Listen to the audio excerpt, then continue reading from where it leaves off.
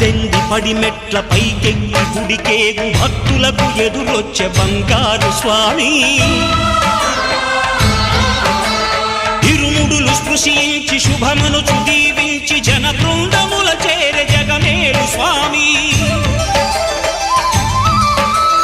తన భక్తులొనరిల్చు తప్పులకు తడబడి ఒక పక్క ఒరిగెన ఓంకారమూర్తి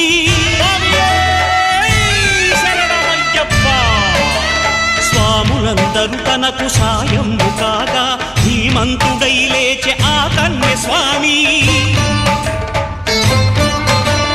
పట్టబంధము వీడి భక్తతతికై పరుగు పరుగున వచ్చే భూమిపైకి నరుడై